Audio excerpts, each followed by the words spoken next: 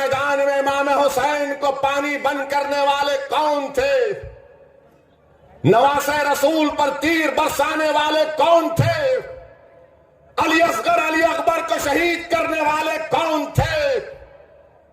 टीपू सुल्तान को शहीद करने वाले कौन थे? कौन थे?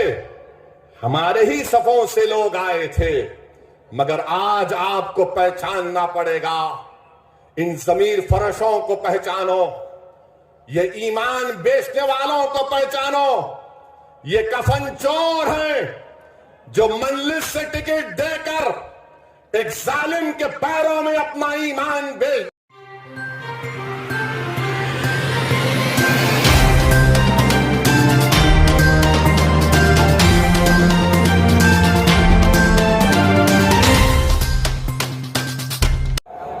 कोई आके तख्त के ऊपर ऐसा बैठ गया ये सोच करके नहीं अब यहां से मुझे कोई हटा नहीं सकता, तो मैं कहूंगा भूल जा भाई, सपने की दुनिया थी, चले गई सपने की दुनिया। अगर मुमरा की आवाम तुमको तख्त पे बिठाना जानती है तो तुमको वहां से लात मार के गिराने की भी ताकत रखती है यहाँ की आवाम, और करेंगे इंशाअल्लाह। आज अब देखिए ना, देश के सामने जितने भी हालात आ रहे हैं, जहां पर भी मजलूमों पर, मुसलमानों पर, दलित भाइयों पर अत्याचार होता है, मॉब लिंचिंग के नाम पर कभी मार दिया जाता है, गाय के नाम पर कभी काट दिया जाता है, मार दिया जाता है।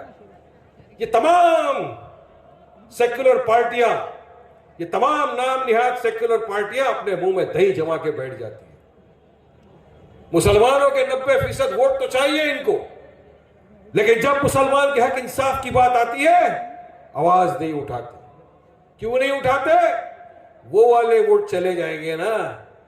अरे वहां के वोट चाहिए तो फिर यहां की आवाम के साथ क्यों गद्दारी कर रहे हो भाई? हमको भी अधिकार है, हमारा भी हक है कि हमको भी इंसाफ मिले। आज आपने देखा देश के अंदर जब 2014 से भाजपा सरकार सत्ता में आई है, एक तरह से मुसलमानों के खिलाफ पूरी तरह से चल गई। हमारे हिजाब पे बात आ गई, हमारे मदरसों पे बात आ गई। अब आपने देखा रिसेंटली क्या हुआ है, राजस्थान में दो जवान मुसलमान लड़के को सिर्फ गाय स्लॉटरिंग के सिर्फ बुनियाद के ऊपर उठा के ले गया। नासिर और जुनैद नाम के लड़के थे, परिवार वाले थे, फैमिली वाले थे, बच्चे उनके, बीवी, सब उठा के ले गए इनको। उनके घर वाले राजस्थान की पुलिस में गए कंप्लेंट लिखाने, पुलिस ने कंप्लेंट नहीं दी, एफआईआर रजिस्टर नहीं किया। 2 दिन बाद हरियाणा में जहां पर बीजेपी की सरकार है, वहां से उन 2 जवान मुसलमान बच्चों की लाशें मिलती है, जली हुई लाशें। इसमें दोनों सरकार की गलती है। अगर राजस्थान की सरकार फौरी तौर पर एफआईआर रजिस्टर करती, कार्रवाई शुरू करती, तो मुझे यकीन है कि दोनों की जानें बच सकती थी, मगर नहीं किया। और हरियाणा की पुलिस, जो वहां का एक खुफिया बदमाश गुंडा है, बजरंग दल का एक्टिविस्ट है, जो काव विजिलेंटी के नाम से डराता है, धमकाता है, खुली फिजाओं में बंदूकें लेकर घूमता है, वीडियो निकाल के सोशल मीडिया पे डालता है, वायरल होता है वीडियो उसके, उसको अरेस्ट नहीं करती। उसको राजस्थान की सरकार बाइज्जत क्लीन चिट दे देती। कांग्रेस की सरकार क्यों आवाज नहीं उठाते ये लोग? अरे हम तो जब उत्तर प्रदेश के अंदर हमारी 2 हिंदू बहनों को जला दिया था बुलडोजर चलाकर, तब भी हमने आवाज बयान किया था कि नहीं, ये बेइंसाफी है, बुलडोजर बंद होना चाहिए, नहीं होना चाहिए। पर आप क्यों डरते हो? क्यों आवाज नहीं उठाते? क्यों मजलूमों की, मुसलमानों के हक की बात नहीं करना चाहते आप? अरे ऐसा कुर्सी को वारिस पठान 10 बार लात मारता है जो मेरे मुसलमानों के, मजलूमों भाई की आवाज उठाने, सिर्फ कुर्सी के लिए। पूरे मसले पर अगर नासिर और जावेद के हक की, इंसाफ की अगर कोई लड़ाई लड़ा, उनके साथ कांधे से कांधा मिलाकर कोई खड़ा रहा, हैदराबाद से अगर राजस्थान गया कोई उनके घर वालों का पुरसाने हाल पूछने, उनको दिलासा देने, उनके साथ कांधे से कांधा मिलाकर हक इंसाफ की लड़ाई लड़ने, तो ये कोई नाम यहाँ सेक्युलर पार्टी वालों का नेता नहीं था, वो मेरा आपका कायद बैरिस्टर असदुद्दीन ओवैसी साहब था।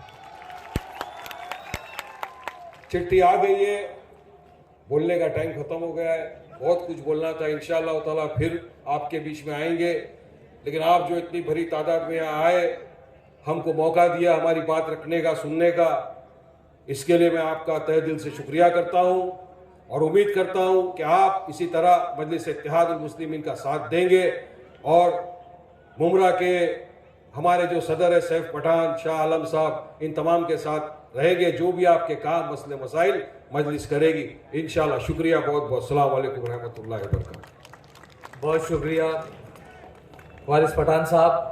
राष्ट्रीय प्रवक्ता ऑल इंडिया मजलिस इत्तेहादुल मुस्लिमीन से आसिम वकार साहब से दरख्वास्त करता हूँ कि तशरीफ लाएं। बहुत वक्त कम है, वक्त का ध्यान रखें।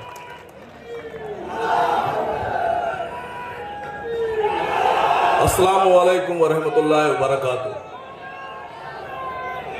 डाइस पर तशरीफ फरमा हम सबके प्यारे हमारे सदर जनाब असदुद्दीन ओवैसी साहब और मुमरा के तमाम हमारे गयूर नौजवान और हमारी माँ बहनें, हमारे साथी, हमारे बुजुर्ग। वक्त बहुत कम है, बहुत थोड़े वक्त में बहुत ज़्यादा बात करने की कोशिश करूँगा, अपनी बात समझाने की कोशिश करूँगा। यहाँ सबसे पहले सैफ पठान साहब ने अभी जब बोला तो उन्होंने ये बताया कि सबसे बड़ी प्रॉब्लम जो यहाँ लोगों के साथ है वो है टोरंटो पावर की। 8 रुपए यूनिट आपको बिजली बेची जा रही है। जो लोग अपने हक को पहचानते नहीं हैं वो अपने हक की लड़ाई भी नहीं लड़ सकते। पहले तो आपको यह बात मालूम होना चाहिए कि जो बिजली 8 रुपए यूनिट आप खरीद रहे हैं वो बनती किस भाव में है। जितने भी बांध हैं, चाहे वो टिहरी हो चाहे कोई बांध हो, उनमें जो बिजली बनती है उसकी ओरिजिनल कास्ट बनने से लेके आपके घर तक पहुंचने तक 10 पैसे यूनिट आती है। 10 पैसे यूनिट की बिजली पहले सरकार बेईमान लोगों के हाथ नीलाम करती है और फिर उनसे 10 पैसे की बिजली को दुगने तिगने चौगुने 10 गुने 100 गुने दाम में खरीदकर आपको 8 रुपए में बेचा जाता है। ऐसी सरकार, जो लुटेरी सरकार हो, ऐसी सरकार को आप ही बदल सकते हैं। ऐसे विधायक को आप ही हटा सकते हैं, ऐसे सांसद को आप ही हटा सकते हैं जो आपको लूट रहा है। हटाएंगे? मुझे बताया गया कि यहां के जो लोग हैं जिनके पास सियासी ताकत है वो सैफ पठान के पीछे पड़े हैं, उसको जिला बदर भी कराते हैं, जेल भेजने की भी कोशिश करते हैं। तो मैं उन लोगों को आपके जरिए से इस मंच से एक मैसेज दे रहा हूं, सैफ पठान की तरफ से। हमारे सदर मोहतरम इस मंच पे बैठे हैं कि जान लो, दरख्त नहीं हूं जो काट कर निकल जाओगे। कि जान लो, दरख्त नहीं हूं जो काट कर निकल जाओगे, पहाड़ हूं गिराने में तुम्हारी नस्लें मिट जाएंगी।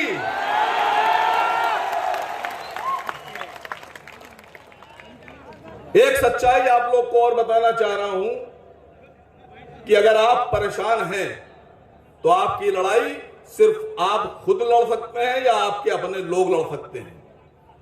आपकी लड़ाई आपको लड़ना होगी। आपकी लड़ाई, आपकी फिक्र किसी को नहीं है, न तिलक वाले को, न तराजू वाले को, न चोटी वाले को। अगर आपकी लड़ाई और आपकी फिक्र कोई कर सकता है तो वो सिर्फ ये टोपी वाला कर सकता है। आपको इनका साथ देना है और ये इस मंच से वादा है कि ये कभी आपका साथ नहीं छोड़ेंगे। मुझे बहुत कम वक्त दिया गया, एक शेर और पढ़कर जाना चाहता हूं आपके बीच से कि जो लोग ये समझते हैं कि हम कमजोर हैं, जो लोग ये समझते हैं कि हम लड़ नहीं सकते, जो लोग ये समझते हैं कि हम अपने लोगों को जिता नहीं सकते, जो लोग ये समझते हैं कि हम हमेशा उनके दरवाजे पे बैठे रहेंगे, वो ये बात जान लें कि कर्म करोगे कर्म करेंगे, सितम करोगे सितम करेंगे। हम आदमी हैं तुम्हारे जैसे, जो तुम करोगे वो हम करेंगे। अस्सलाम वालेकुम।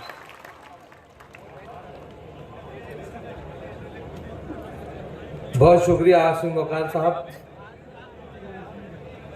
शौकत अली साहब AIMIM उत्तर प्रदेश के प्रेसिडेंट हैं। मैं जनाब से दरख्वास्त करता हूं कि इजहार ख्याल के लिए तशरीफ लाएं। अस्सलामु अलैकुम वरहमतुल्लाहि वबरकातुहू। औज़ु बिल्लाहि मिनश शैतानिर रजीम। बिस्मिल्लाहिर रहमानिर रहीम।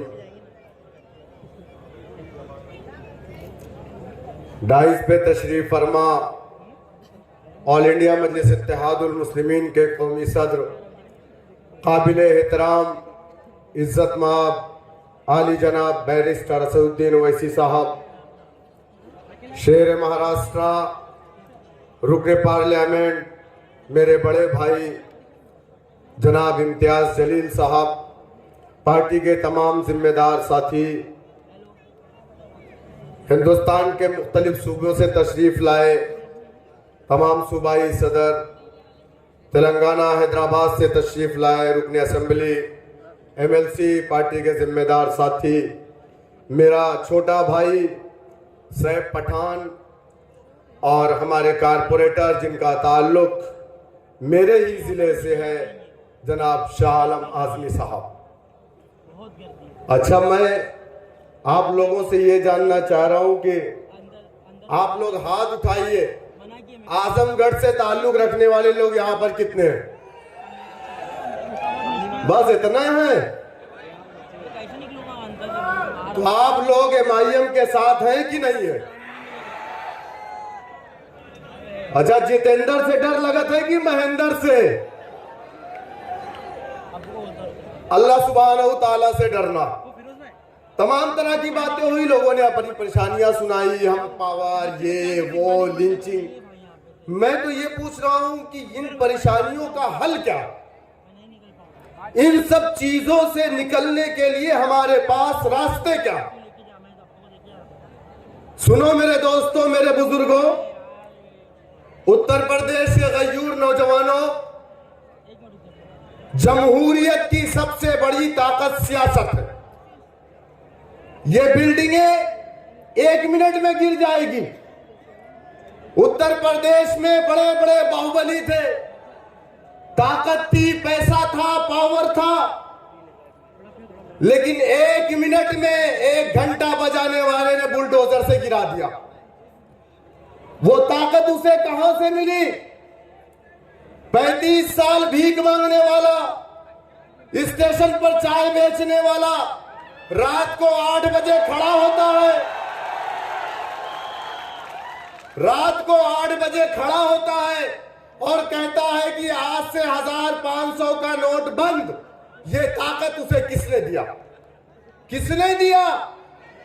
ये ताकत उसे सियासत ने दिया। सुनो मेरे दोस्तों, मेरे बुजुर्गों, मेरा ताल्लुक उत्तर प्रदेश से है। उत्तर प्रदेश में 11% वो दलित है जिसका ताल्लुक मान्यवर काशीराम और कुमारी बहन मायावती जी से है, जिसका ताल्लुक बाबा साहेब भीमराव अंबेडकर से है। वो समाज उत्तर प्रदेश में 11% है। कितना? 11% है।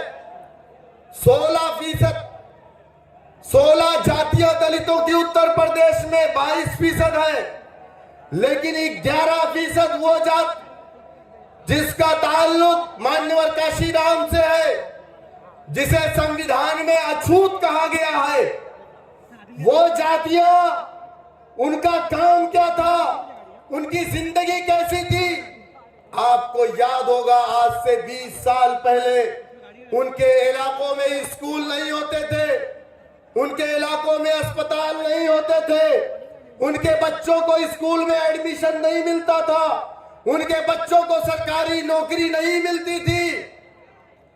मेरे दोस्तों, मेरे बुजुर्गों, जबकि हिंदुस्तान की जो पार्लियामेंट है, जहां पर मेरे कायद नकीब मिल्लत जनाब बैरिस्टर असदुद्दीन ओवैसी साहब दहाड़ते हैं, उस पार्लियामेंट में 131 एमपी दलित समाज से ताल्लुक रखने वाला बैठता है, क्योंकि हिंदुस्तान के अंदर 543 में 131 सीट SC ST के लिए रिजर्व है।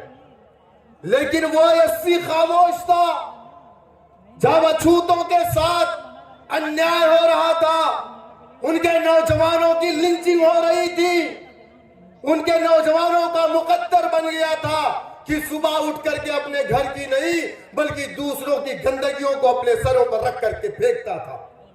हमारे घरों में जानवर मर जाते थे, हम किसको फोन करते थे? कहते फुनवा कहते आवे तनी गैया मर गई, बकरिया मर गई, है ना, ले जाए तो वो बेचारा आवे और लेके जाए, कहां लेके जाए? मैदान में। ओके छीले के बाद उस चमड़ी को ले जाकर के मार्केट में बेचता था और उस मरे हुए जानवर के गोश्त को निकालता था, अपने बच्चों के लिए लेकर के जाता था तेल पानी का इंतजाम करके। उसके हालात में तब्दीली कैसे आई? कैसे? 131 एमपी बैठा था, उसका खामोश था क्योंकि वो कांग्रेसी एमपी था। जब तक उसकी पार्टी नहीं कहेगी वो नहीं बोल सकता। आप ये सोचते हो कि एनसीपी से जितेंद्र अवार्ड को जिता दोगे तुम्हें इंसाफ मिल जाएगा? कभी नहीं मिलेगा। जब ट्रिपल तलाक पर बिल आया, हिंदुस्तान की पार्लियामेंट में मुसलमान 23 एमपी थे, मेरे कायद के अलावा कोई नहीं बोला। किशनगंज से भी एक मेंबर ऑफ पार्लियामेंट थे, मौलाना असराउल हक कासमी साहब, जो देवबंद के दारुल उलूम शूरा के मेंबर थे। उन्होंने अपना एक वीडियो जारी किया और कहा मेरी पार्टी ने मुझे बोलने का मौका नहीं दिया। मेरे दोस्तों, मेरे बुजुर्गों, वक्त कम है, मैं अपनी बात को खत्म करूंगा यही कह करके कि अगर आप चाहते हैं कि आपके हालात में तब्दीली आए तो बेवाओं की तरह रोना बंद कर दीजिए। अपने हक और हुकूक के लिए जमहूरी मुल्क में जमहूरी तरीके से लड़ना और आगे बढ़ना सीखिए। तुम्हारा जो वोट है वो तुम्हारा हथियार है, इसी वोट से जितेंद्र अवार्ड को तुम तख्त पर लिटा सकते हो। मेरे दोस्तों, मेरे बुजुर्गों, लेकिन यहां क्या हो रहा है? ये तो बीजेपी के एजेंट है। अच्छा, आजकल एक नई चीज, अरे यार सबके ऊपर मुकदमा होता है, ओवैसी के ऊपर काहे मुकदमा ना होता है ना? है ना? अरे यार ये तो भाजपा वाले की जितावा आवत है कि ना? बताओ भाई, सही है या गलत है? अच्छा, क्या हरियाणा में ओवैसी साहब गए थे? पंजाब में ओवैसी साहब गए थे? आप बताइए मध्य प्रदेश में ओवैसी साहब गए थे? नहीं ना। मेरे दोस्तों, मेरे बुजुर्गों, यही इल्जाम मान्यवर काशीराम पर लगा था। किसने लगाया था? कांग्रेस का वो एमपी जिसका ताल्लुक दलित समाज से था, यानी कि उसका भी ताल्लुक मान्यवर काशीराम के समाज से था। जब काशीराम दलित बस्तियों में घूमते थे तो वो कांग्रेसी एमपी उनके समाज का कहता था ये काशी आया है, लगता है जनसंघ से पैसा पाया है और कांग्रेस को हराने आया। लेकिन नौजवान खड़ा हुआ, नौजवानों ने कहा पिताजी तुम तो पूरी जिंदगी कांग्रेस की गुलामी करते रहे, तुम गुलाम बनकर के अपनी जिंदगी को गुजारे, लेकिन अब हम गुलाम नहीं बनेंगे, हम अपनी जिंदगी जीना चाहते हैं। काशीराम मेरा नेता है, नीला परचम मेरा परचम है, बहुजन समाज पार्टी मेरी पार्टी है। तो बूढ़ा बाप नौजवान बेटे के सामने खामोश हो गया और नौजवान खड़ा हुआ। कहते हैं ना कि जिस ओर जमानी चलती है उस ओर जमाना चलता। मेरे दोस्तों, मेरे बुजुर्गों, काशीराम ने कहा कि अगर तुम हक और इंसाफ चाहते हो तो ये रोना गिड़गिड़ाना बंद करो। इसने ये किया, उसने वो किया। जितेंद्र महेंद्र के झगड़े में अब्दुल को दीवाने होने की जरूरत नहीं है। अब्दुल अपना काम खुद करेगा, अपनी लड़ाई खुद लड़ेगा, आगे बढ़ेगा। जब काशीराम ने कहा सत्ता की चाबी को अपने हाथ में लो, इसी से तुम अपने लिए इंसाफ के सारे दरवाजे को खोल सकते हो। लोगों ने मजाक उड़ाया और कहा काशीराम आया है 11% अछूतों को लेकर के सत्ता में भागीदारी की बात कर रहा। मजाक उड़ाया। गोबर से दाना चुन करके खाने वाला समाज सत्ता को हाथ, जैसे आज हमारा मजाक उड़ाया जा रहा। बोले अच्छा अब वो वैसी इंसाफ दिलाएंगे मुसलमानों को। मुसलमान एक ओवैसी नहीं, आज लाखों की तादाद में ओवैसी खड़े हैं और हम इंशाअल्लाह अपनी लड़ाई लड़ेंगे काशीराम के साथ। वो 11% अछूत समाज इकट्ठा हुआ। दुनिया ने देखा महज 9 सालों में एक बार, 2 बार, 3 बार नहीं बल्कि 4 मर्तबा अपने कौम की बेटी को उत्तर प्रदेश का 4 बार मुख्यमंत्री बनाया। सीएम से लेकर के होमगार्ड तक दलित का बेटा बना, डीजीपी बना, डीएम बना, एसडीएम बना, तहसीलदार बना, कानून को बना, लेखपाल बना। बना कि नहीं बना? आप क्या बने? क्या बने? कटुआ बन गए, मुल्ला बन गए। आए दिन तरह तरह की बात, काट दो, फेंक दो। हम गाजर मूली काट के फेंक दीजिए। बैठकर मेरे दोस्तों, मैं आप तमाम का शुक्रिया अदा करता हूं। मुझे काफी वक्त मिला, मैं यहाँ की टीम का भी शुक्रिया अदा करता हूं। अस्सलाम वालेकुम रहमतुल्लाहि व बरकातहू। मैं बहुत ही अदब के साथ आली जनाब अख्तरुल ईमान साहब एमएलए बिहार प्रेसिडेंट AIM से दरखास्त करता हूँ कि तशरीफ लें।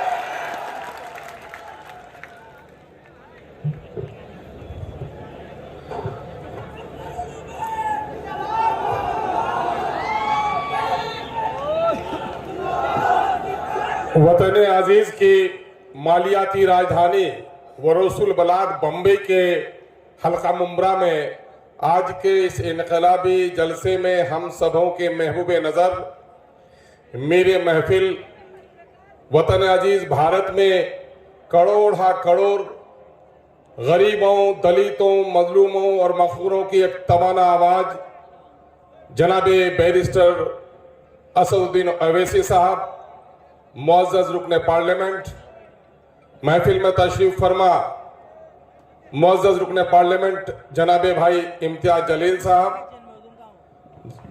साबिक रुकने असम्बली और नौजवानों के दिलों में नया जोश और उल्लाह पैदा करने वाले कायद जनाब वारिस पठान साहब, हैदराबाद से तशरीफ फरमा MIM के सभी मुअज़्ज़ज़ अरकान असम्बली, मुख्तलिफ मकामात से, मुख्तलिफ सूबों से आए हुए MIM के जिम्मेदार साथियों, यहाँ पर मौजूद मुमरा और अतराफ के मोहतरम और मुअज़्ज़ज़ हाज़रीन, गय्यूर नौजवानों, मीडिया के अच्छे साथियों और कौम और मिल्लत की पाकीज़ा बेटियों, ये वक्त किसी तवील गुफ्तगू का नहीं है, लेकिन जब लब पर बैरिस्टर असदुद्दीन अवैसी का नाम आता है तो न जाने ये शेर मुझको क्यों याद आता है कि मत से हल हमें जानो, फिरता है फलक बरसों, तब खाक के पर्दे से तुझसा इंसान निकलता है। मेरे भाई और बुजुर्गों, इस वक्त यहाँ इत्तफाकिया तौर पर आपके शहर में MIM का नेशनल कन्वेंशन हुआ। उस मौके से लोगों को जमा होने का मौका मिला है। मैं दिल की गहराइयों से इस महफिल के मुनक़िद करने वाले अजीज़ी सैफ फैटान और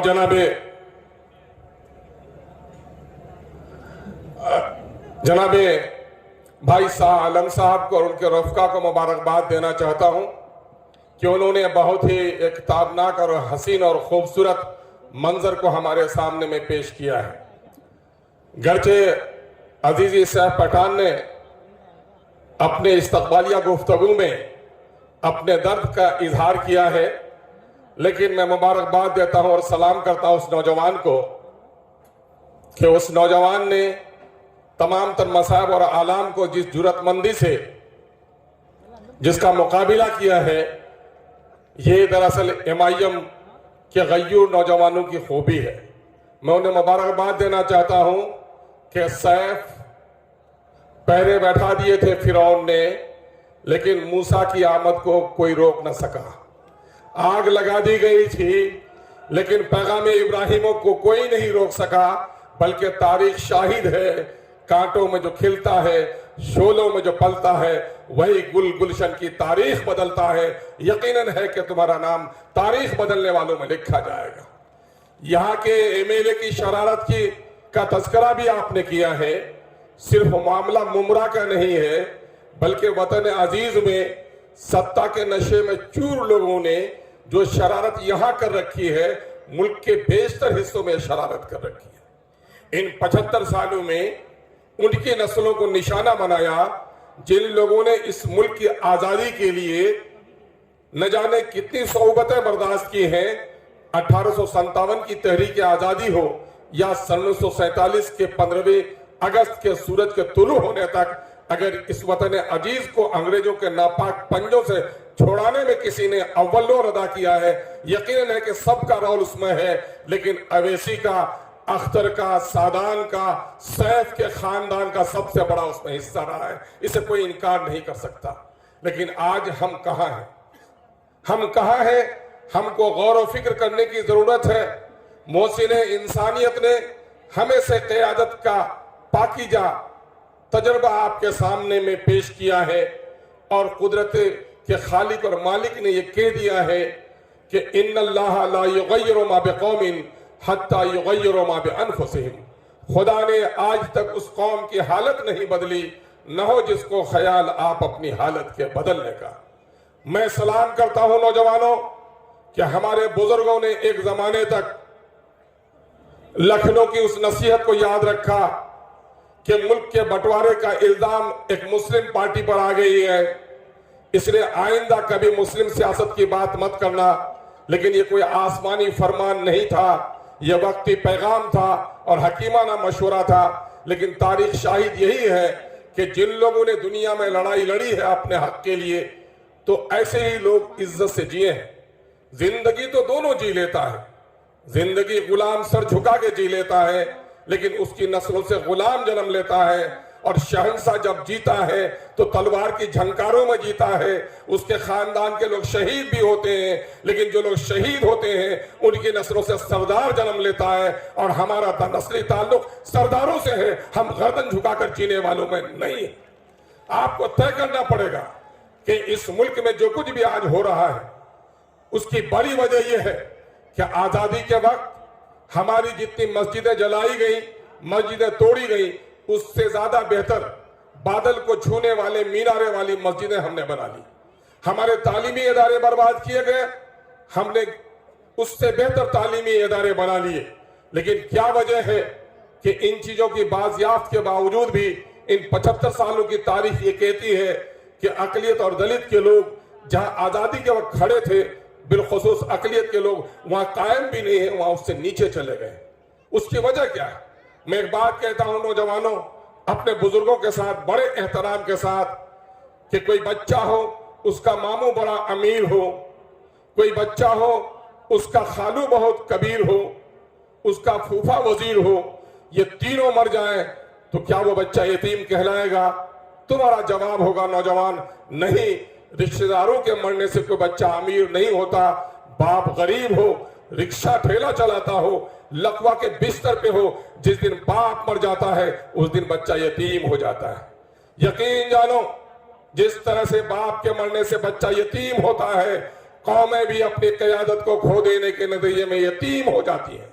अल्हम्दुलिल्लाह इस यतीमी के दौर से कौम निकल चुकी है। अब हम अपनी क़यादत से महरूम नहीं है, बल्कि कल तक हमें सबके लीडर का नाम मालूम था, अपने लीडर का मालूम नाम नहीं था। लेकिन अल्हम्दुलिल्लाह अब दूसरों के लीडर की बात भी जबान पे नहीं आती है। अगर अपना कोई लीडर है तो जनाब बैरिस्टर असदुद्दीन अवैसी है, जिस पर पूरी मजलूम आबादी नजर उठाए देख रही है। लेकिन जानते हो, क़यादत के लिए कीमत चुकानी पड़ती है। क़यादत के लिए कीमत यही चुकानी पड़ती है जो फरसुदा और जालिमाना निजाम होता है वो सब कुछ बर्दाश्त कर सकता है लेकिन क़यादत को बर्दाश्त नहीं कर सकता। अभी बिहार को देखो, जिस सरजमीन से मैं आया हूं, क्या हुआ वहां लोगों ने, एक वक्त था जो एमआईएम को कोई तरह नहीं दी लोगों ने, लेकिन जब एमआईएम जीत कर आई तो वो लोग जो लोग कल तक अकलियतों और दलितों के उत्थान की बात करते थे, वो लालू जी जो कहते थे कि दलितों अकलियतों अपने दरमियान में लीडरशिप पैदा करो, वो नीतीश जी जो कहते थे इंसाफ के साथ तरक्की में सब कोई शामिल हो जाओ, लेकिन भाजपा के लोग तो हमारी गर्दन काटते ही हैं, लेकिन हमारी क़यादत की गर्दन जिसने काटी उसका नाम इन्हीं सेक्युलर पार्टियों से वाबस्ता है, जिसका नाम राष्ट्रीय जनता दल और जदयू है। यानी इस मुल्क में जो लोग भी वोट के सौदागर हैं वो आपका वोट तो हासिल करना चाहते हैं लेकिन आपको क़यादत में हिस्सा नहीं देना चाहते। गईयों नौजवानों, तारीख को मुड़कर देखो, गांव बस्ती में कभी तुमने देखा होगा, तुम्हें मायूस होने की कतई जरूरत नहीं है। दिन हमारे लौट रहे हैं, हमने अभी अंगड़ाई ली है। हमारे लोग जहां कल तक हमसे, हमारी क़यादत हमसे दूर थी या हमारी क़यादत हैदराबाद में मैसूर थी, मुल्क के दूसरे हिस्से में यह क़यादत नहीं पहुंची थी, तो जान रहे हो मुल्क में कहीं आतंकवादी हो, कहीं फसादात हो, कहीं किसी किस्म के मुकदमात हो, अदालत के फैसले हमारे खिलाफ आए हों, उस वक्त मुसलमानों की गर्दनें झुकी हुई थी और पूरी कौम एहसासे कमतरी के समंदर में गर्क हो रही थी। अगर एहसासे कमतरी के समंदर में गर्क होने से किसी ने हमारी गर्दनों को ऊंचा होने का सिखाया और दलील की गुफ्तगू के साथ, मुदल्लल बात के साथ, चाहे पार्लियामेंट और टीवी में जब हमारी वकालत की और मुल्क के आईन की वजाहत की, तो मुसलमान नौजवानों की गर्दनें जो झुकी हुई थी उन गर्दनों को ऊंचा होने का काम अगर किसी ने किया है तो उसका नाम बैरिस्टर असदुद्दीन अवैसी है। इसलिए हम अपनी नस्लों तक इस बात को मुंतकिल करना जरूरी समझते हैं कि हम सब कुछ दे सकते हैं लेकिन अपनी क़यादत नहीं दे सकते। एक इंसान का अपना वजूद, हर चीज उसमें कीमती है, एक उंगली भी, जानू भी, बाजू भी, लेकिन जानते हो बाजू कट जाए तो उसके बदल के तौर पर पैर की उंगलियों से भी नवाला मुंह में रख सकते हो, पांव कट जाए तो बैसाखी के सहारे चल सकते हो, लेकिन याद रखो जानू से भी कम वजन तुम्हारी गर्दनों का होता है। जब गर्दन कट जाती है किसी की तो फिर जिंदगी नहीं, वो लाश होती है। जिस्म में जो गर्दन की हैसियत होती है वही हैसियत कौम के दरमियान में क़यादत की हो सकती है। हम दस्तों बाजू तो कटवा सकते हैं लेकिन अपनी गर्दन, अपनी क़यादत से कभी समझौता नहीं कर सकते। उसके लिए हमें लड़ना पड़ेगा। और ये तालियां नहीं, तालियां तो तमाचे होने चाहिए कि उन जालिमों के रुखसार सुर्ख हो जाए। तुम्हारी गैरत की कसम तुमको कि तुम्हें हमने सफों में तैयारी करनी पड़ेगी, बर्दाश्त करना पड़ेगा, लड़ना पड़ेगा। और यही नहीं समझो कि मेरा आदमी जीत रहा है या हार रहा है। आज से 40 साल कबल जबकि बीजेपी बहुत कमजोर थी, जनसंघ जब 80 से कबल जनसंघ थी, चौराहे के एक पारचोन वाले ने वोट दिया। उस जमाने में चिराग छाप के नाम से उनका सिंबल हुआ करता था। लोगों ने पूछा किनको वोट दिया, कहा कि मैंने लट्टू छाप को ही, चिराग को वोट दिया। कहा तुम्हारा नुमाइंदा जीतेगा, तुमने तो गड्ढे में अपना वोट डाला। क्या कहा उस शख्स ने, साहब मैं जानता हूं कि मेरा नुमाइंदा 500-700 से ज्यादा वोट नहीं लेकर आएगा। तुम्हारा कौल सही है कि मैंने अपना वोट गड्ढे में डाला है, लेकिन ये जब गढ़ा है तो हर साल जब तक 2-4 टुकड़ी मिट्टी उसमें न देंगे तो ये गढ़ा नहीं भरेगा। 77-80 तक जो गढ़ा था आज दीवार बनकर सामने में खड़ा। और हमारे दरमियान में ये जुम्मन और कल्लू हमें सिखाते हैं कि साहब क़यादत की बात मत करो, समझौता करके जी लो। तुम्हें मालूम नहीं, तुगलक और तैमूर के जमाने में आज से ज्यादा आबादी हमारी नहीं थी। हाँ, हमारी तादाद ज्यादा नहीं थी, हमारी इस्तेदाद बेहतर थी। नौजवानों, तादाद नहीं इस्तेदाद भी हमारे दरमियान में पैदा करनी है। यह सबसे कमतरी जो सिखा दिया है कुछ मनहूस दानिश्वरों ने हमें कि जिस तरह से वो समझौता कर जी लो। जीने का नतीजा क्या हुआ? इबादत खाने तोड़े गए, हमारे कारोबारी दुनिया को उजाड़ा गया, भेवंडी को जलाया गया, बर्तन की सनत हमारी तबाह की गई, भागलपुर की रेशम की पूरी फैक्ट्रियां हमारी जलाई गई। और अब तो हमारी शरीयत भी पर डाका डाला जा रहा है। इन मसलिहत पसंदों ने दिखा दिया कि मसलिहत के नतीजे में न सिर्फ मेरा माल लुटा, न सिर्फ मेरी जानें गई, न हमारे इबादत खाने तोड़े गए, बल्कि अब हमारे दीन और ईमान और शरीयत पर भी हमला हो रहा है। इसलिए मसलिहत की इस चादर को नोच फेंको। और देखो, आसाम की एक मैं तमसील लेता हूं कि आसाम के जंगलों से जब नन्हे मुन्ने हाथियों को फंसाया जाता है तो नन्हा हाथी भी इतना गुस्से में होता है कि मोटी कड़ी की जंजीरों को मड़ोड़ देता है, लेकिन बांधते बांधते आदी हो जाता है वो हाथी। एक वक्त जवानी उनको आती है, उस बचपने के मुकाबले में कई गुना उसको ताकत होती है। लेकिन देखा होगा तुमने, कई बारात में, कई तमाशे में एक 40 किलो का दुबला महावत उसके सर पर डंडे चलाता है और बकरी और गाय बांधने वाली रस्सी से उसे बांध कर रखता है। क्या होता है उस हाथी को? ताकत कम होती है। जंजीरों को मरोड़ने वाला रस्सियों को क्यों नहीं तोड़ सकता? उसके दिमाग में यह बात बैठ जाती है कि वो जंजीर न तोड़ सके थे, इस रस्सी को भी नहीं तोड़ सकेंगे। लेकिन जानते हो, जब वो हाथी पागल हो जाता है तो पैर के उस डोरी को ही नहीं तोड़ता, बस्तियों को भी, बस्ती के घरों को भी तोड़ता है। महावत को सिर्फ झटका नहीं देता, महावत को सुन से निचोड़कर अपने पैर में दाब भी देता है।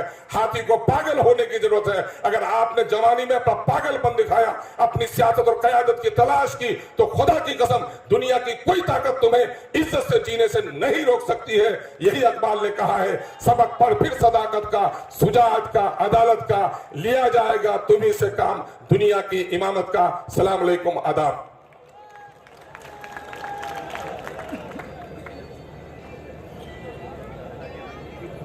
साबिक एमएलए मुंबई अली जनाब फैयाद अहमद खान साहब से दरखास्त है कि तशरीफ लाएं।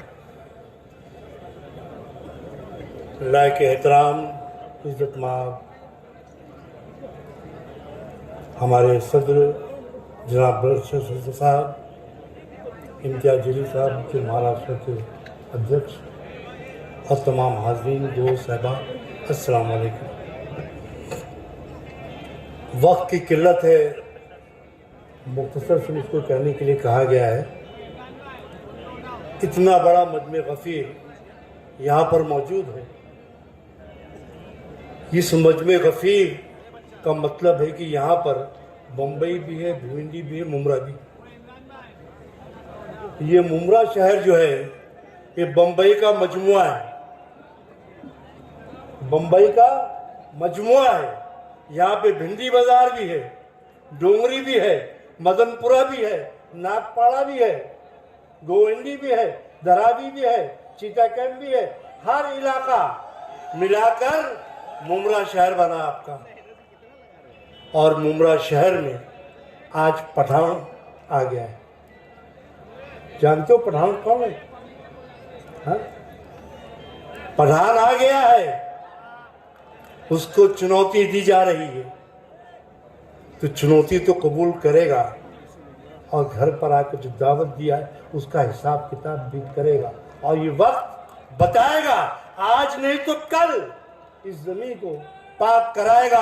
और पठान हमारा बच्चा है, हमारा भाई है, हमारा दोस्त है, इसके साथ में हम लोग रहेंगे। और इंशाअल्लाह ये मजमे गफीर इस बात की अलामत है, ज्यादा दिन तक तुम्हारा सूरज तुलू नहीं रहेगा, गुरूब होगा और इंशाअल्लाह बहुत जल्द गुरूब होगा। शुक्रिया, खुदा हाफिज।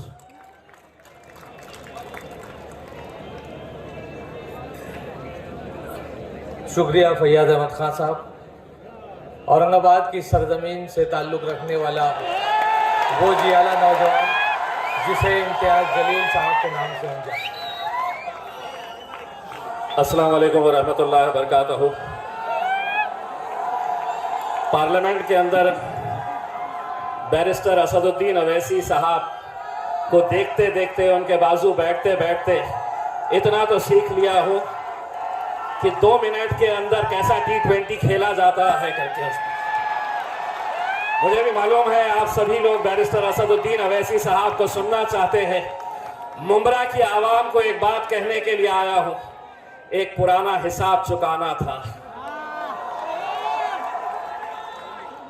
आप लोग समझ गए होंगे हम क्या कहना चाहते हैं, और वो हिसाब चुकाने की शुरुआत आज हम करने के लिए आए हैं। अल्हम्दुलिल्लाह, इम्तियाज जलील आपका भाई, आपका बेटा ये औरंगाबाद का सांसद था और इंशाअल्लाह औरंगाबाद का ही सांसद रहने वाला है। बड़ा फड़फड़ा रहे हैं मेरे शहर का नाम बदलकर, बड़ा कूद रहे हैं, तीनों डांस कर रहे हैं। देवेंद्र बोलता मैंने करा, तो एकनाथ कहता नहीं मैंने करा, और जिसका नाम और निशान दोनों मिट गए वो बोल रहा मैंने करा।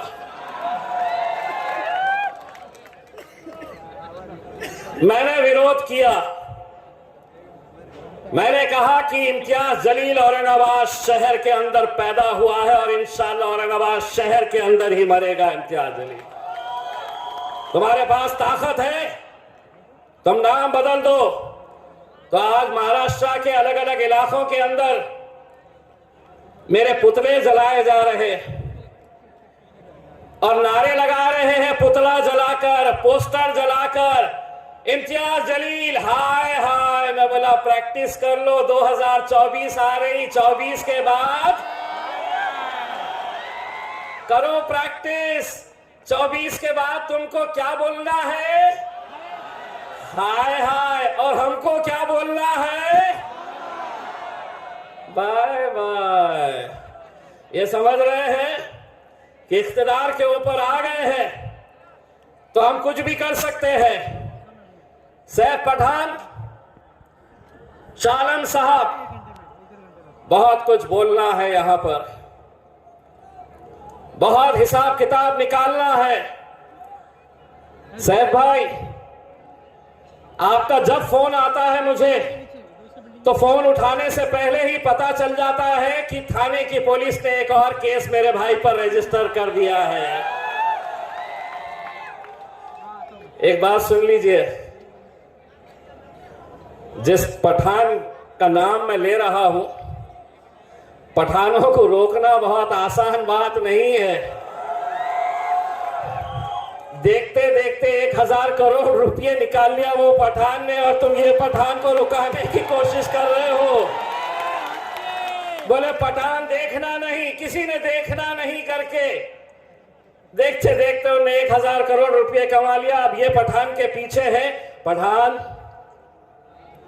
मजलिस पूरी ताकत के साथ तेरे साथ खड़ी हुई है, पूरी हिम्मत के साथ लड़ना। और ये नहीं समझना ये आजकल के आए हैं, सुना है बहुत पैसा खर्चा करता है, बहुत पैसा बांटता है और समझता है कि मैं सबको खरीद लूंगा।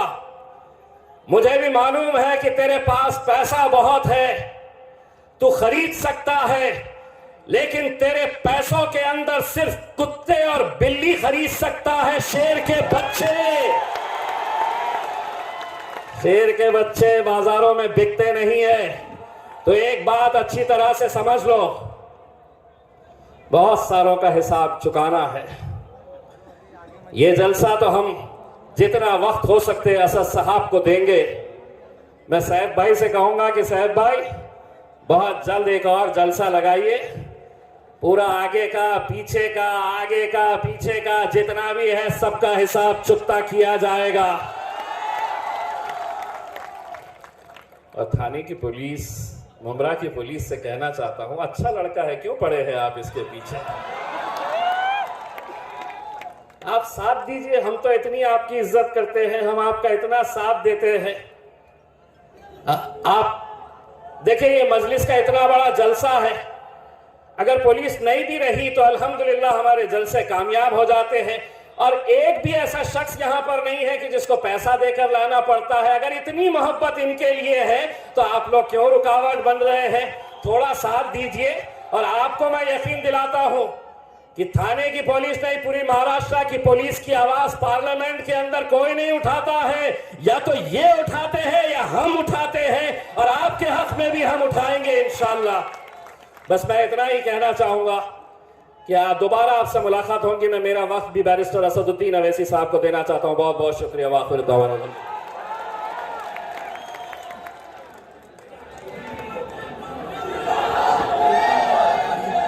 मीर मजलिस ऑल इंडिया मजलिस इत्तेहादुल मुस्लिमीन के एमपी और कौम की नुमाइंदगी करने वाली वो शख्सियत, मोहतरम शख्सियत आली जनाब असदुद्दीन अवैसी साहब, मैं इन अशार के साथ दावत देता हूं कि चांद का टुकड़ा ना सूरज का नुमाइंदा हूं मैं, के इस बात पे नाजा हूं ना शर्मिंदा हूं, और जिंदगी तू मुझे पहचान ना पाई लेकिन लोग कहते हैं कि मैं तेरा नुमाइंदा हूं। तालियों से इस्तकबाल।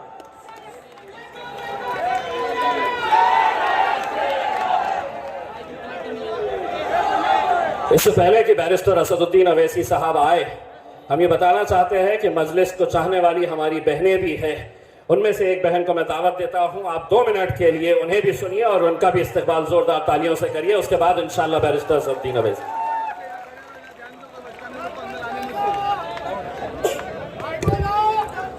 औज़ुबिल्लाहि मिनश्शैतानिर्रजीम, बिस्मिल्लाहिर्रहमानिर्रहीम। जनाब बैरिस्टर असदुद्दीन ओवैसी साहब, स्टेज पे मौजूदा लोग, यहाँ मौजूद नौजवान बुजुर्ग, मेरी माँ और बहनों, अस्सलाम वालेकुम वरहमतुल्लाहि वबरकातुहू। ऑल इंडिया मजलिस इत्तेहादुल मुस्लिमीन की जानिब से पहली मर्तबा नेशनल कॉन्फ्रेंस रखा गया, क्योंकि मजलिस इत्तेहादुल मुस्लिमीन के इरादे पहले से ज्यादा मजबूत हो गए। अब हमें मजलिस का परचम हिंदुस्तान के कोने कोने में लहराना है और अपने जज्बे को ताजा करके बराबरी और हिस्सेदारी की लड़ाई को जारी रखना है। इल्जामात तो लगते रहते हैं, हार जीत भी लगी रहती है, बेशक हार जीत अल्लाह के हाथ में है, लेकिन हमारा काम है कि हम अपना काम जारी रखें और कोशिश करें। और अल्लाह भी उस कौम की मदद नहीं करता जो खुद ना चाहे अपने हालात बदलना। अगर हरकत करेंगे तो बरकत मिलेगी। और असदुद्दीन ओवैसी साहब ने तो इस काम का आगाज कर दिया है, अब हमारा काम है कि हम उनका साथ दें। बेशक आने वाली कई नस्लें याद करेगी कि असदुद्दीन ओवैसी साहब वो कायद थे जो हिंदुस्तान के बेजुबानों की जुबान थे और जिन्होंने कौम के नौजवानों को हक के लिए लड़ना सिखाया, जिन्होंने कौम के नौजवानों के अंदर एक जोश और जज्बा पैदा किया। आने वाली कई नस्लें याद रखेगी कि असदुद्दीन ओवैसी साहब वो कायद थे जो जालिम हुक्मरानों के सामने बेबाकी से अपनी बात रखते थे, हर नाइंसाफी और जुल्म के खिलाफ आवाज उठाते थे, और वो कायद थे जिन्होंने हिंदुस्तान में बराबरी की लड़ाई का आगाज किया। मैं हिंदुस्तान के माइनॉरिटीज से कहना चाहती हूँ कि आप कभी आओ हैदराबाद और देखो हम कैसे वहां शान और फख्र और इज्जत से जीते हैं। आप कभी अकबरुद्दीन साहब के हल्के में जाइए और देखिए कि वो आवाम की कैसी खिदमत करते हैं। उनके हल्के में 15,000 से ज्यादा बच्चे फ्री तालीम हासिल कर रहे हैं, और वो जब भी कोई मुश्किल आती है तो लाखों करोड़ों रुपए तकसीम करते हैं। और शायद ही हिंदुस्तान में ऐसा कोई एमएलए नहीं होगा जो अकबरुद्दीन ओवैसी साहब के जैसा आवाम की खिदमत करता है और इतने ज्यादा पैसे तकसीम करते हैं। और आज असदुद्दीन ओवैसी साहब की मेहनत की वजह से महाराष्ट्र में भी हमारे एमपी है जनाब इम्तियाज जलील साहब, और एमएलए से, और यहाँ पे भी आवाम की खिदमत की जा रही है। हिंदुस्तान की तारीख में आज तक मुसलमानों के वोट का सिर्फ इस्तेमाल किया गया है, सिर्फ इस्तेमाल। और हिंदुस्तान के मुसलमान शान और फख्र और इज्जत से सर उठाकर जब जिएंगे जब हम खुद लीडर बनेंगे। जुल्म का दौर अब ज्यादा नहीं चलने वाला, इन अंधेरों का जिगर चीर कर एक नूर आएगा। तू अगर फिरौन है तो मूसा भी जरूर आएगा। शुक्रिया, अस्सलाम वालेकुम।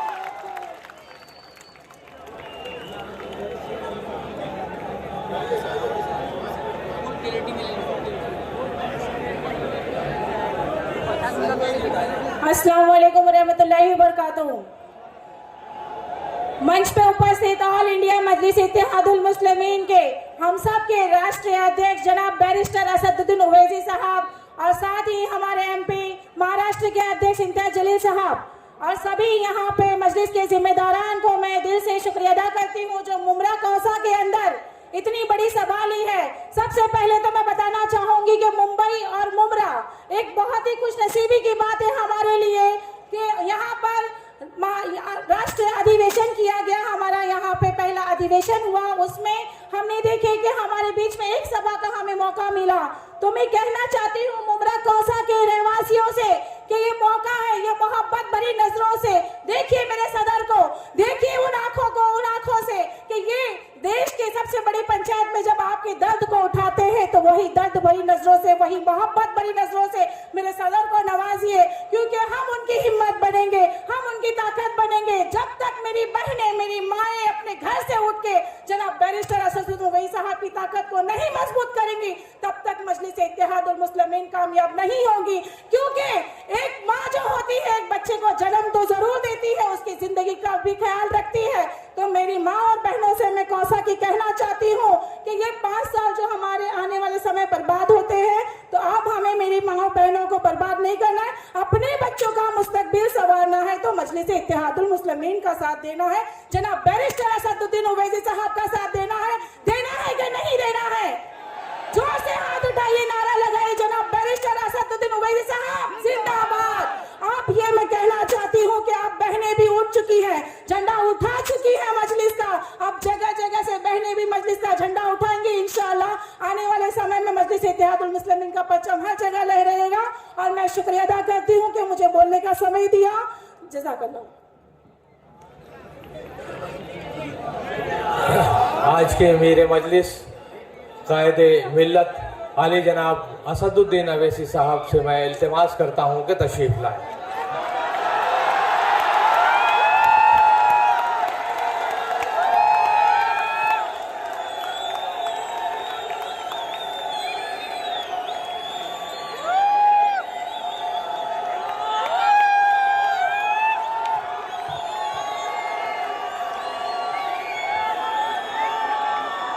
औज़ुबिल्लाहिमिनश्शैतानिर्रजीम बिस्मिल्लाहिर्रहमानिर्रहीम अस्सलामु अलैकुम वरहमतुल्लाहि वबरकातुहू। मोअज़्ज़िज़ हाज़रीन इकराम, बुज़ुर्गान मिल्लत, मेरी इज़्ज़तदार माँ और बहनों, गयूर नौजवान साथियों, शहनशीन बतशरीफ़ फरमा तेलंगाना रियासत के मजलिस इत्तेहादुल मुस्लिमीन के अरकान असम्बली व अरकान क़ानून साज कौंसिल, बिहार प्रदेश के मजलिस इत्तेहादुल मुस्लिमीन के सदर व रुकन असम्बली और बिहार प्रदेश के तमाम मजलिस के ज़िम्मेदारान, तमिलनाडु से कर्नाटका से आए हुए मजलिस इत्तेहादुल मुस्लिमीन के सदर मोतमदीन, पांडिचेरी से, झारखंड से, वेस्ट बंगाल से, उत्तर प्रदेश से मजलिस इत्तेहादुल मुस्लिमीन के सदर मोतमदीन और दीगर रियासतों से मजलिस इत्तेहादुल मुस्लिमीन के इस कौमी कन्वेंशन में शिरकत करने जो जिम्मेदारान आए हैं, मेरे अजीज़ दोस्तों और बुजुर्गों, ये मेरे लिए एक बड़ी खुशी की बात है कि मजलिस इत्तेहादुल मुस्लिमीन के अहिया के 65 साल मुकम्मल होने जा रहे हैं। 2 मार्च 1957 में मजलिस इत्तेहादुल मुस्लिमीन को अब्दुल वाहिद ओवैसी ने भारत के संविधान के तहत एक सियासी जमात के तौर पर उसका आगाज़ किया और आज अल्हम्दुलिल्लाह मजलिस 2 मार्च 2023 को अपने सियासी सफ़र के 65 साल इंशाअल्लाह मुकम्मल करने जा रही है। 65 साल पहले मजलिस इत्तेहादुल मुस्लिमीन के पास कुछ भी नहीं था। मजलिस इत्तेहादुल मुस्लिमीन के पास ना कोई रुकन असम्बली था, ना कोई रुकन बल्दिया था, मजलिस के पास उसका दफ्तर भी नहीं था। मगर अब्दुल वाहिद ओवैसी ने मजलिस इत्तेहादुल मुस्लिमीन की बुनियाद डाली और आज़ाद हिंदुस्तान में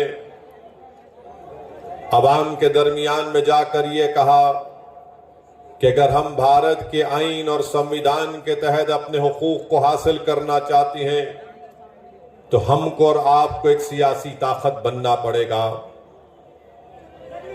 मुल्क को आज़ादी मिली अंग्रेज़ों के 200 साल के गुलामी के बाद, मगर अगर कोई मौरिख तारीख लिखेगा तो कहेगा कि आज़ादी के बाद अगर किसी 2 कायदीन में दूरअंदेशी थी, जिनकी निगाहों ने यह देख लिया था कि मुल्क तो आजाद हो गया, मगर मुस्तकबिल में आने वाली नस्लों को उनका जायज मुकाम अगर दिलाना है भारत के आईन और संविधान के तहत जिसको बाबा साहिब अम्बेडकर ने बनाया, तो उन दो शख्सियतों ने इस बात को बहुत पहले ही महसूस कर लिया था कि भारत में मुसलमानों को, दलितों को अगर अपनी सियासी ताकत जब तक वो मजबूत नहीं बनाएंगे, उस वक्त तक उनके मसाइल और उनकी तकालीफ और उनकी नाइंसाफियों का खात्मा नहीं हो सकता। मैं आज मुमरा की सरजमीन में खड़े होकर न सिर्फ अब्दुल वाहिद ओवैसी को बल्कि हजरत इस्माइल को भी सलाम पेश करता हूं कि जिन्होंने भारत की आजादी के बाद मुस्लिम लीग को बनाया और सरजमीन दखन पर अब्दुल वाहिद ओवैसी ने मजलिस इत्तेहादुल मुस्लिमीन की शमा को रोशन किया।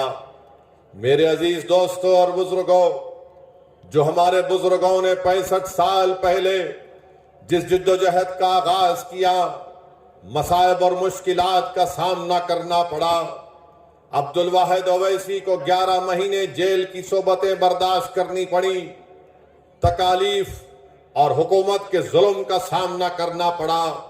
बल्कि एक ऐसा वक्त अब्दुल वाहिद ओवैसी के घर पर भी आया कि पीने का पानी बंद कर दिया गया था, बैंक के अकाउंट्स फ्रीज कर दिए गए थे और लोग अब्दुल वाहिद ओवैसी के घर को जाने के लिए डरते थे।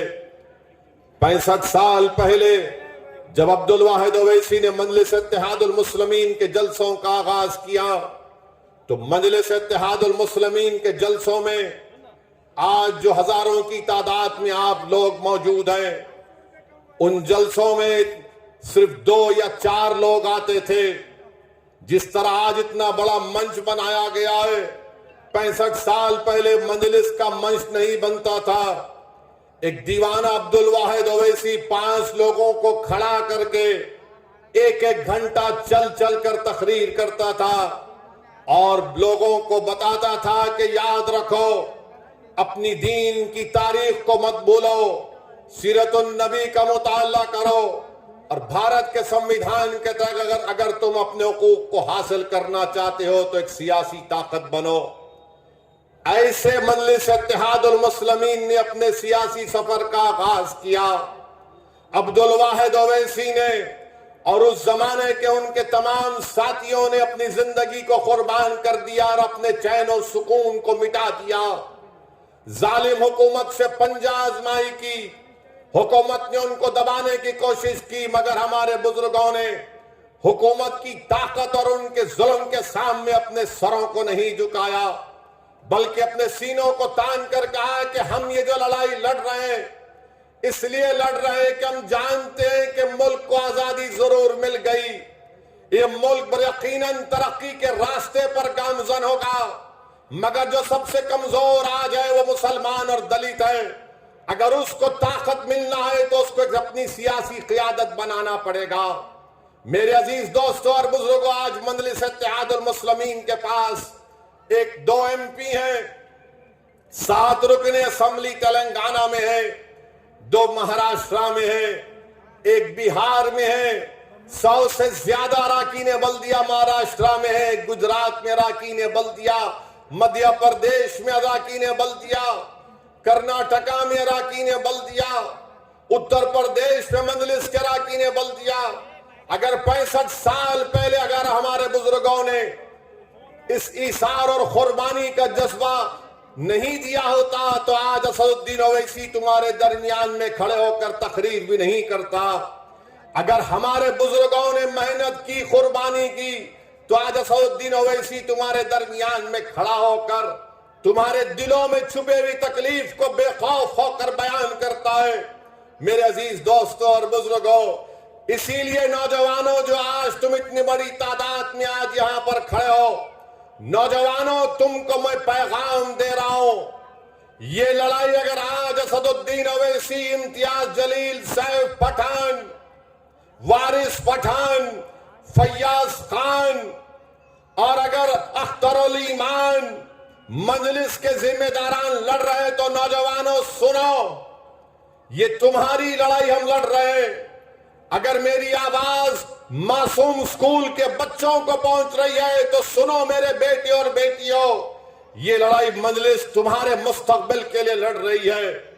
हमने अपनी जवानी के रास्ते हमारे खत्म हो गए, अब हम मौत के करीब जा रहे हैं, मगर हम अपनी जमीन में जाने से पहले अपनी आंखों को बंद होने से पहले देखना चाहते हैं कि भारत की हर रियासत में मजलिस इत्तेहादुल मुस्लिमीन का रुकन असम्बली और रुकन पार्लिमान मुंतखब होकर जाए।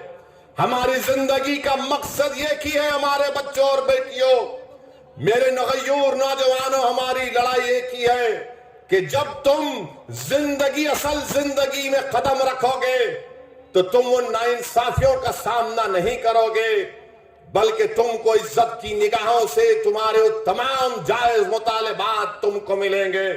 ये लड़ाई मजलिस लड़ रही है। अगर 65 साल पहले हमारे बुजुर्ग डर कर बैठ जाते तो याद रखो क्या होता। मेरे अजीज दोस्तों और बुजुर्गों, आज मजलिस का नेशनल कन्वेंशन होता है।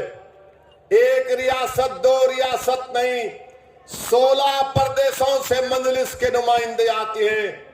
अगर आज से 28-29 साल पहले अगर असदुद्दीन ओवैसी को या मुमताज खान को अगर कोई कह देता कि मुमरा में मजलिस का कौमी कन्वेंशन होगा और 16 रियासत से मजलिस के नुमाइंदे आएंगे, तो मुमताज खान और असदुद्दीन ओवैसी मुस्कुरा कर कहते होंगे कि अरे तुम क्या बकवास कर रहे हो।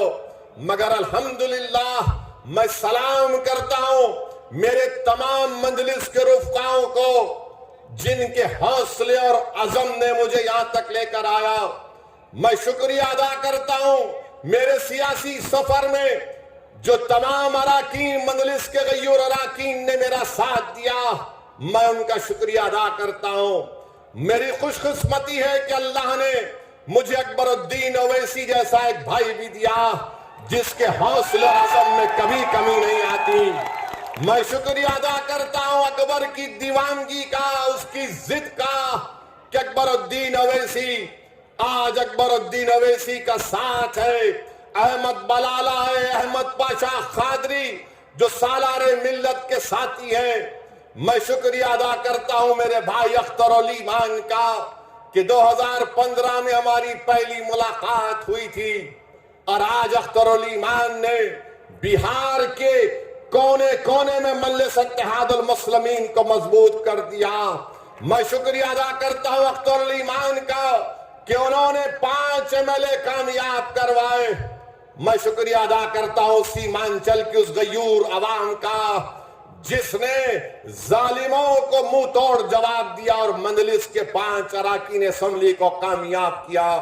मैं शुक्रिया अदा करता हूं उत्तर प्रदेश की अवाम का जो शौकत की क़ियादत में काम किया जा रहा है। हमको कामयाबी नहीं मिली असम्बली इंतखाबात में, मगर मुझसे ज्यादा उनके हौसले बुलंद है। मैं सलाम करता हूं महाराष्ट्र की सरजमीन पर बसने वाले आप गयूर अवाम का, जिन्होंने औरंगाबाद में 21 साल के शिवसेना के MP को हराकर इम्तियाज जलील को अपना MP बनाया। मैं सलाम करता हूं महाराष्ट्र की सरजमीन पर बसने वाले गयूर अवाम को, जिन्होंने मालेगांव और धूलिया से मजलिस के रुकने असम्बली को कामयाब किया। मैं अल्लाह का शुक्र अदा करता हूं कि अल्लाह ने इम्तियाज जलील जैसे मुझे एक साथी को अता किया। मैं अल्लाह का शुक्रिया अदा करता हूं कि अल्लाह ने मुझे डॉक्टर गफ्फार खादरी जैसे एक शख्स का साथ मुझे नसीब हुआ। मैं अल्लाह का शुक्र अदा करता हूं कि अल्लाह ने मुझे ऐसे साथियां दिए कि तमिलनाडु से वकील है, कर्नाटका से पठान है, उस्मान गनी है, रहीम मिर्ची है। ऐसे तमाम लोगों ने मिलकर मजलिस इत्तेहादुल मुस्लिमीन को इस मुकाम पर पहुंचाया। मैं अल्लाह से दुआ करता हूं कि अल्लाह सुब्हानहू व तआला मजलिस के मरहूम सदर मुतमदीन को, कायदीन को अल्लाह उनकी मग़फ़िरत फरमाए। मेरे अजीज दोस्तों और बुजुर्गों, अगर आज मैं तुम्हारे दरमियान में खड़ा हूं तो इसमें मेरा कोई रोल नहीं है। मैं अल्लाह की कसम खाकर कह रहा हूं कि मेरा इसमें कोई रोल नहीं है। अगर मैं यहां खड़ा हूं तो सिर्फ और सिर्फ अल्लाह का करम मुझ पर है। मैं अगर खड़ा हूं तो नबी करीम सल्लल्लाहु अलैहि वसल्लम का सदका है। अगर मैं तुम्हारे दरमियान में खड़े होकर या तुम्हारे दरमियान में खड़े होकर या ऐवान पार्लियामेंट में खड़े होकर बातिल ताकतों की आंख में आंख डालकर मजलूम अवाम के इंसाफ का मुतालबा अगर करता हूं, भारत की पार्लियामेंट में अगर मैं वक्त के फिरौन और नमरूद और यजीदों के सामने खड़े होकर इंसाफ और हक की बात करता हूं तो सदका है अहले बैत का कि उन्होंने मुझे इस मुकाम को अता किया। मेरे अजीज दोस्तों और बुजुर्गों, यही चीज है, इन साथियों की मेहनत और कुर्बानी थी कि आज असदुद्दीन ओवैसी यहां तक खड़ा है। आइए मैं आपको एक अपील करता हूं कि इस सियासी सफर को और आगे लेकर जाना है हमको, ताकि ये जो नौजवान बच्चे हैं जो 21-22 साल 25 साल के हैं, ये जो मासूम बच्चे आज 14-15 साल की उम्र में ये बैठे हुए, उनके मुस्तकबिल को अच्छा करना है तो मंजलिस को मजबूत करो। तुम असदुद्दीन ओवैसी को, इम्तियाज जलील को, अख्तरुल ईमान को मजबूत मत करो, तुम मंजलिस को मजबूत करो। अरे हम मिट जाएंगे, इस जमीन की गिजा बन जाएंगे, मगर मुस्तकबिल तुम्हारा है। मैं अगर तुम्हारे सामने खड़ा हूं, मेरी ऐनी ख्वाहिश ये है कि अल्लाह मुझसे बेहतर लीडर पैदा कर दे। मेरी ख्वाहिश ये है कि तुम नेता बनो, तुम लीडर बनो, तुम कौम के सदर बनो, ताकि तुम क़यादत करो। ये मेरे जिंदगी का मकसद है। कब तक तुम इन लोगों के पीछे गुलामी करोगे? अरे जब राष्ट्रीय कांग्रेस वाले अजीत पवार नेता बन सकता है, सुप्रिया सूले नेता बन सकती है, उद्धव ठाकरे अपने बाप का बेटा होने की बिना पर नेता बन सकता है, जब एकनाथ शिंदे नेता बन सकता है, जब फडणवीस नेता बन सकता है, तो क्या महाराष्ट्र का मुसलमान शरद पवार की तरह, उद्धव ठाकरे की तरह, शिंदे की तरह नेता नहीं बन सकते? क्या तुम नेता नहीं बन सकते? क्या तुम लीडर नहीं बन सकते? तो कैसे बनोगे? नारे मारने से नहीं बनोगे। मुत्तहिद हो, वोट डालो, नेता बनो। अरे जब बातचीत होगी तो इनसे आंख में आंख डालकर बातचीत होगी, सर झुकाकर, हाथ को पीछे रखकर। ये जबान से ये नहीं कहोगे कि हाँ साहिब, हाँ साहिब, हाँ साहिब, नहीं। बातचीत होगी तो होगी इस तरह से होगी कि अगर तू साहिब है तो मैं भी साहिब हूं, मैं तेरा गुलाम नहीं हूं। हाँ, हमारे ही सफों में बाज लोग हैं और रहेंगे सुबह कयामत तक। करबला के मैदान में इमाम हुसैन को पानी बंद करने वाले कौन थे? नवासे रसूल पर तीर बरसाने वाले कौन थे? अली असगर, अली अकबर को शहीद करने वाले कौन थे? टीपू सुल्तान को शहीद करने वाले कौन थे? कौन थे? हमारे ही सफों से लोग आए थे। मगर आज आपको पहचानना पड़ेगा। इन जमीर फरोशों को पहचानो, ये ईमान बेचने वालों को पहचानो। ये कफन चोर हैं जो मंजिल से टिकट देकर एक जालिम के पैरों में अपना ईमान बेच देते हैं। मगर मैं तुम्हारे दरमियान में खड़े होकर कह रहा हूं कि तुमने उसको खरीदा जो कफन चोर था, मगर अब पठान खड़े होगा, और जब पठान खड़े होगा 2 घंटे की तरह नहीं, पठान खड़े होगा तो 5 साल के लिए लड़ेगा मुमरा की आवाम के लिए इंशाअल्लाह ताला। और अगर कोई ये समझ रहा है कि दौलत की ताकत पर खरीद लेंगे, अरे थूकता हूं तेरी नाजायज दौलत पर। जुल्म करके रख दिए मुमरा में, अस्पताल बन रहा है, म्युनिसिपल अस्पताल, 8 साल से बन रहा है। जमीन का रिजर्वेशन, अरे कौन सा गारत का गड़ा है एमएलए का भरता नहीं है। कब्रस्तान की जमीन भी खा लेता, स्कूल की जमीन भी खा लेता। अब इख्तिदार चला गया इसके पास से, अब इख्तिदार इसके पास से चला गया। मेरे अजीज दोस्तों और बुजुर्गों, मुंब्रा में अब आप मजलिस को एक अच्छी टीम मिली है। साहिब पठान के साथ हमारा रुकने बल्दिया शालम भी है, अच्छी टीम बनी है। आप इनका साथ दीजिए और इंशाअल्लाह ताला आपके बहुत से मसाइल है। मुंब्रा के स्कूल का मसला है, इंशाअल्लाह ताला इन मसाइल को हल करना है। मगर जो लोग ये समझते हैं कि मैं दौलत के बिना पर सबको खरीद लूंगा, अरे जो बिकता है बिक जाएगा, मगर मैं बिक चुका हूं। लोग कहते हैं ओवैसी तुम इनके लिए काम करते हो, तुम फुला की टीम हो। अरे जालिमो, तुमको नहीं मालूम असदुद्दीन ओवैसी अपने आप को बेच चुका है। असदुद्दीन ओवैसी अपने आप को बेच चुका है। मैं बिक चुका हूं नबी करीम सल्लल्लाहु अलैहि वसल्लम के गुलामों की गुलामी में। मैं बिक चुका हूं इमाम हुसैन और अहले बैत की मोहब्बत में। अरे तुम क्या खरीदोगे? तुम कौन सी बात करते हो? अरे जब तुम हार जाते हो तो हम पर इल्जाम लगाते हो कि फुला टीम, ये मीडिया वाले हमसे पूछ रहे थे कि शिवसेना के 2 टुकड़े हो गए। शिवसेना के 2 टुकड़े हो गए।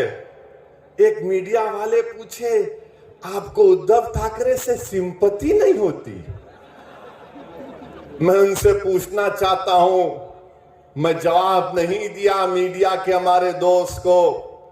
मैं रुक गया क्योंकि शाम में जलसे में जवाब देने में जो मजा आता है ना, उसका मजा कुछ और होता है। हम उन मीडिया के दोस्त से पूछना चाहते हैं, जब मुंबई की सड़कों पर कत्ले आम हो रहा था तो आपको सिंपैथी नहीं आई? जब टाडा के कानून में लोगों को जेल में डाला जा रहा था, जब आपको सिंपैथी नहीं आई? जब भूल गए क्या? मैं नहीं भूला, मैं कभी नहीं भूलूंगा। अगर मुंब्रा बसा तो क्यों बसा? मुंब्रा अगर बसा, जो 60-65 साल के लोग आज यहां पर बैठे, पूछो उनको किसने भगाया था उनको? किसने उनको मार मार कर भगाया था? मैं भूल नहीं सकता हूं। बड़ी सिंपैथी पैदा हो रही है। अरे कब तक गैरों के घरों को रोशन करोगे? कब तक गैरों के घरों को रोशन करोगे? कब तक उनसे हमदर्दी करोगे? अरे अपने आप से तो कभी हमदर्दी करो। तुमको मेरी बात अगर पसंद नहीं आ रही तो सुनो, मैं तुम्हारी पसंद की बात नहीं कर सकता, मैं सच्चाई को बयान कर रहा हूं। रिजवान नामी 12 साल के बच्चे को पूछा करो, ईमान को 12 साल का बच्चा है, बिहार में 7 दिन जेल में डाल दिया गया। किसकी सरकार है?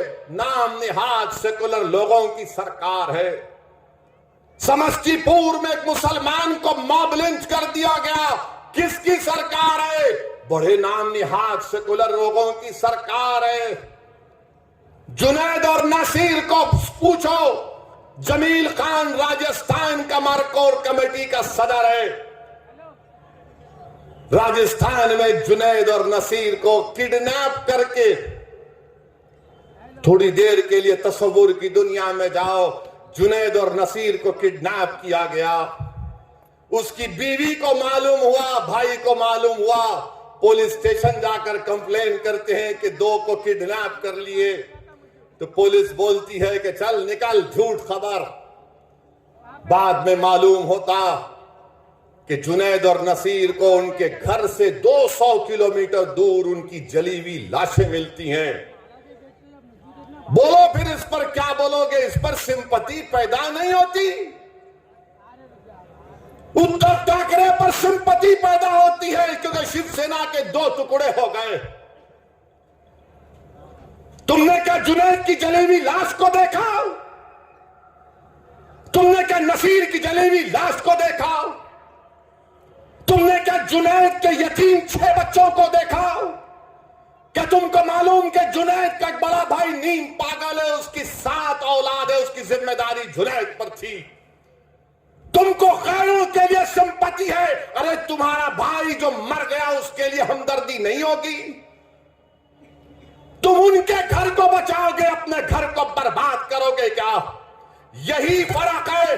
असदुद्दीन ओवैसी कहता है कि अगर उद्धव ठाकरे का घर आबाद रहेगा तो जुनैद का घर भी आबाद रहना चाहिए। अगर शरद पवार के घर में लाइट होगी तो नसीर के घर में भी चमक होनी चाहिए।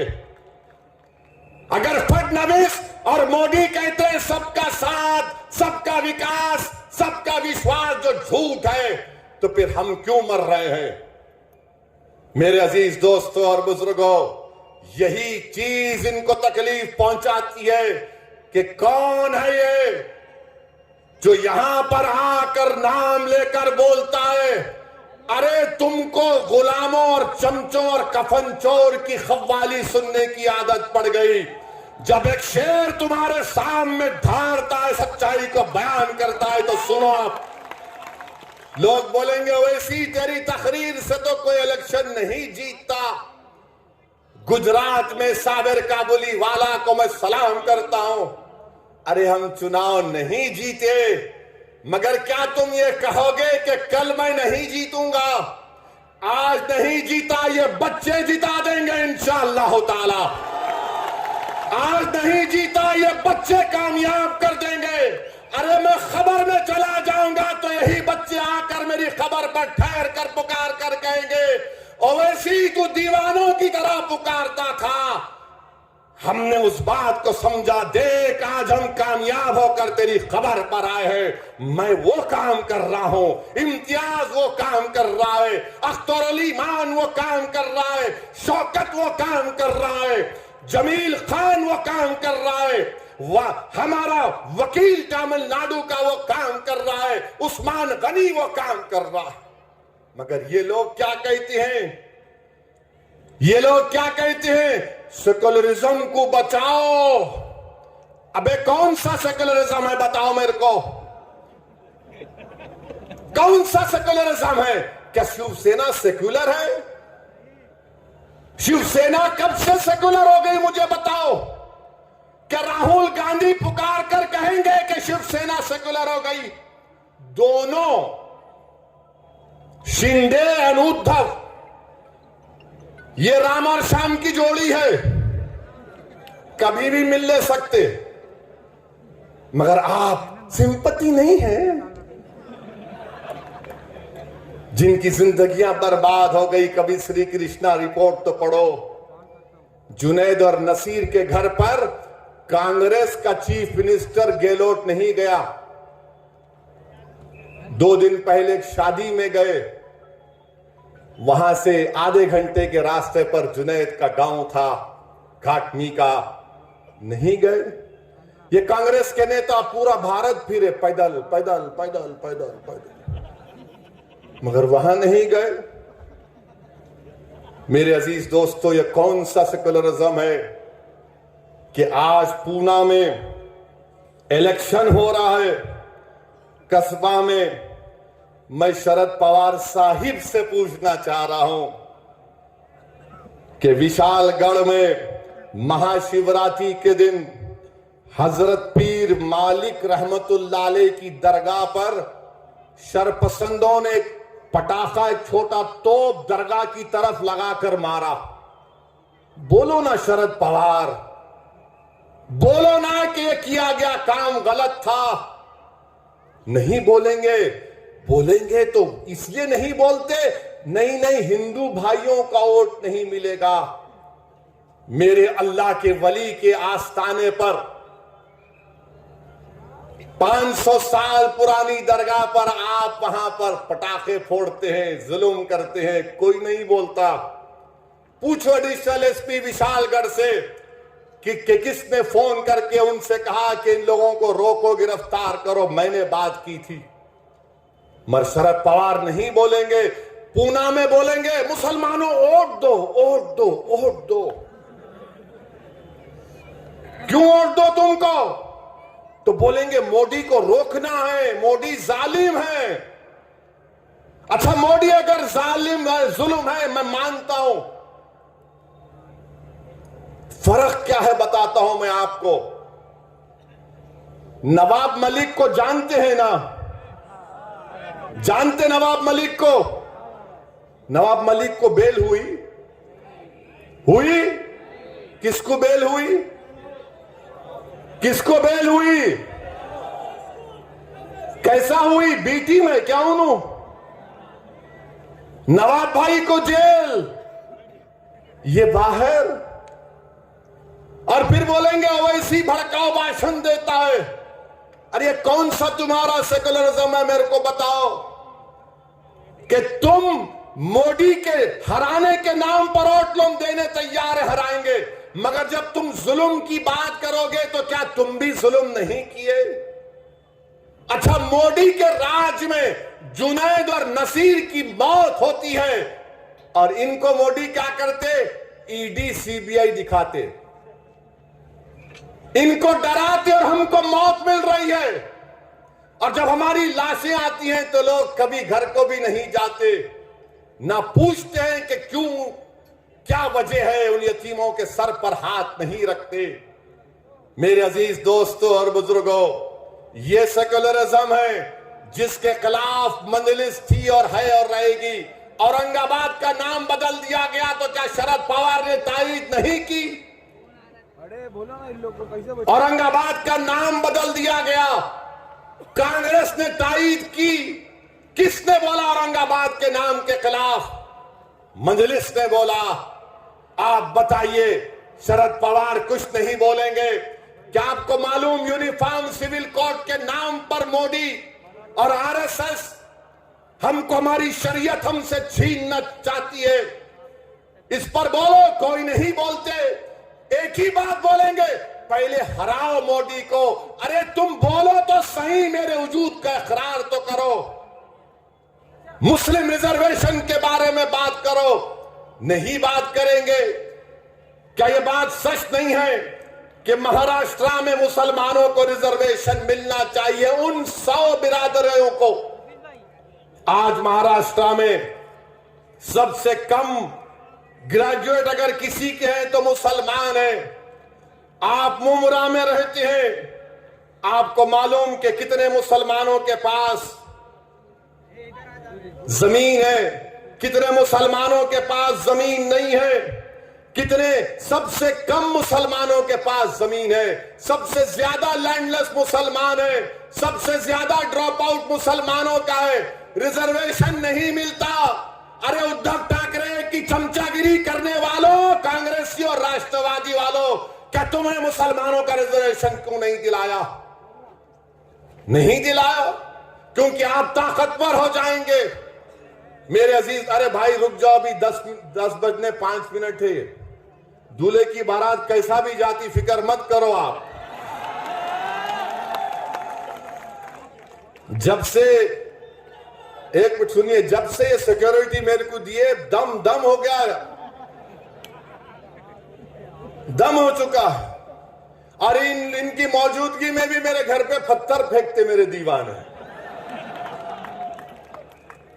मोदी जी, जरा आपने चमचों को बोलिए कि जब 5वीं मर्तबा घर पे हमला करेंगे तो मेरे को एक फोन कर दो, मैं रहता हूं।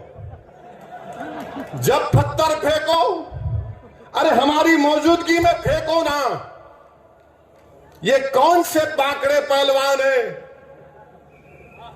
जो हम नहीं रहते पत्थर फेंक के चले जाते? प्यारे, जब लैला होगी तो आओ पूरे मजनू। उसके बाद देखते हैं कि किसका शीशा टूटता है, किसका शीशा टूटेगा। अरे तुम्हारा शीशा बिल्कुल नाजुक है, याद रखो। तुम्हारी गोलियां मेरे हौसले और अज़म को कम नहीं कर सकी। मेरे अजीज दोस्तों और बुजुर्गों, मेरी आपसे एक ही अपील है कि मजलिस इत्तेहादुल मुस्लिमीन को मजबूत करिए। याद रखिए आप मेरी इस बात को, जब तक आप अपना नेता नहीं पैदा करेंगे आपकी तकालीफ दूर नहीं हो सकती। इस समाज में हर बिरादरी का एक नेता है। अगर किसी का नेता नहीं है तो मुसलमानों का है। जीत कर तो आ जाते हैं मगर उनकी जबानों पर उनकी पार्टी का ताला लगा हुआ। मेरी इज्जतदार मां और बहनों, मजलिस को मजबूत करिए। सैफ पठान और उनकी टीम का साथ दीजिए और इंशाअल्लाह ताला हम यहां पर बल्दिया का चुनाव लड़ेंगे, हर जगह पर लड़ेंगे। और मुमरा के जो मौजूदा एमएलए उनसे कह रहा हूं कि अब तुम तैयार हो जाओ। अब कोई कफन चोर बेईमान को टिकट नहीं मिलेगा, अब एक शेर को टिकट मिलेगा और वो तुमसे मुकाबला करेगा मुमरा की आवाम के इंसाफ के लिए। इंसाफ मिलना चाहिए, यह आपका हक है। आपका बेहद शुक्रिया कि आप अपना कीमती वक्त निकाल कर आए। वाखिर दावान अल्हम्दुलिल्लाह रब्बिल आलमीन।